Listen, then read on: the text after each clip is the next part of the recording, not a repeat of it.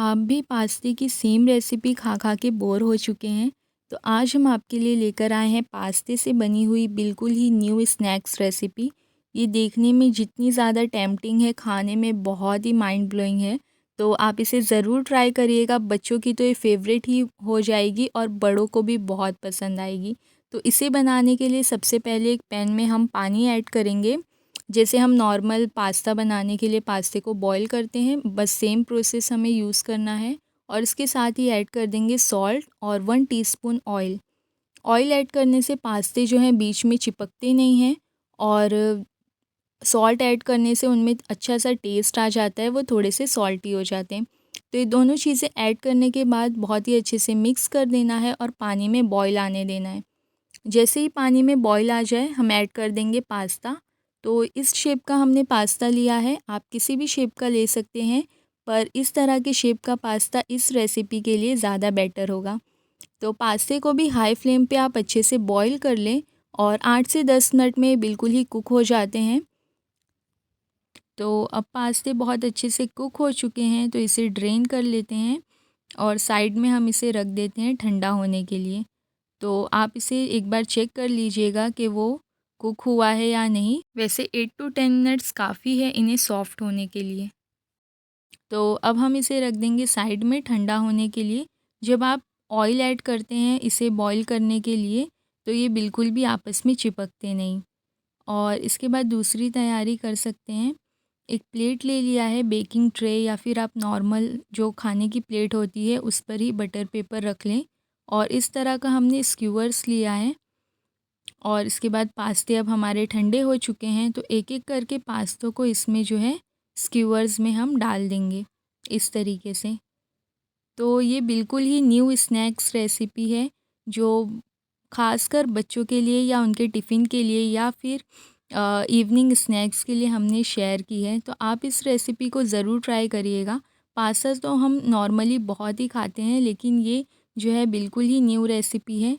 तो इस तरह से बस एक-एक करके पास्ते इसमें लगाते जाएँगे। ये देखिए, आपकी मर्ज़ी है स्क्यूअर्स बड़ा लें या छोटा।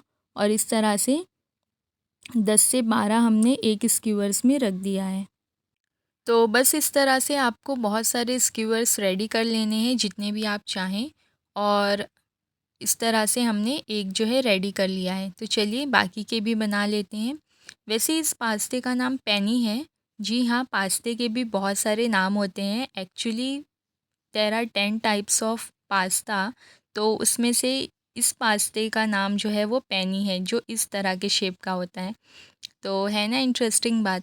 इसके बाद हमने इस तरह से जो है रेडी कर लिए थे सारे हमारे स्क्यूअर्स।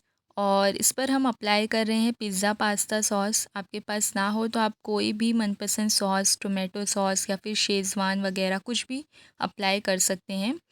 तो अच्छे से सॉस को अप्लाई कर देना है, अदरवाइज़ पास्ता जो है आपको बहुत ड्राई से लगेंगे खाने में। तो अच्छे से आप जो है इस पर सॉस अप्लाई कर दें। तो इस तरीके से दोनों साइड आपने अप्लाई करना है और उसके बाद एक-एक करके इसे उसी तरीके से रख देना है जैसे हमने रखा था बेकिंग ट्रे में। तो दोनों साइड इसलिए हम लगा रहे हैं, नीचे से भी ये अच्छे से कुक हो जाएगा और बहुत ही मज़े का लगेगा।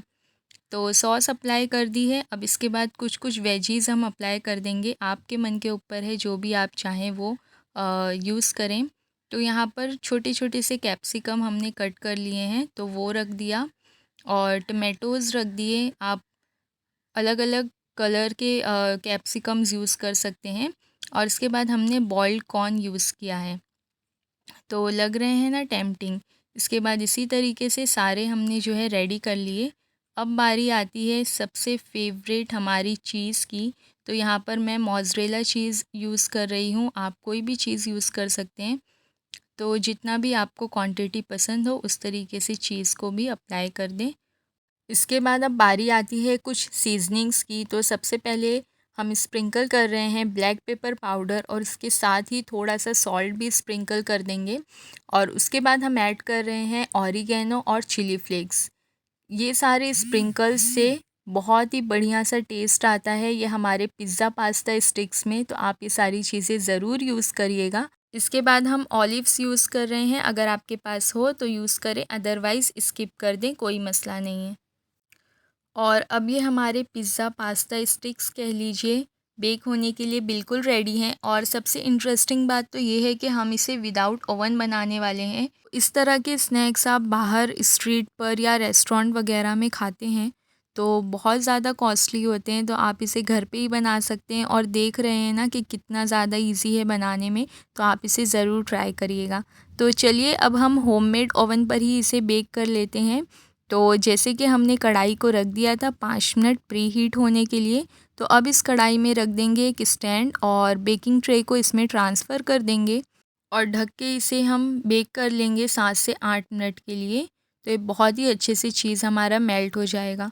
इस होल को भी हम एक पेपर के साथ सील कर लेंगे ताकि थोड़ा सा भी स्टीम बाहर ना जाए और कढ़ाई बिल्कुल ओवन का काम करे।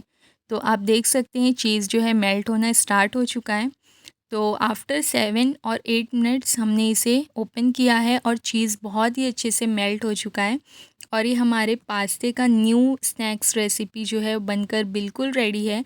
तो बस इसे ठंडा होने दें और इसके बाद एक प्लेट पर ट्रांसफ़र कर लें। तो जितना ज़्यादा देखने में ये अमेजिंग है उतना ही ज़्यादा खाने में भी बहुत ही टेस्टी है। तो आप इसे प्लीज़ ट्राई करिएगा, हमें कमेंट करके बताइएगा आपको ये रेसिपी कैसी लगी। और प्लीज़ हमारे चैनल को लाइक शेयर और सब्सक्राइब करिएगा। मिलते हैं आपसे जल्दी एक न्यू रेसिपी के साथ।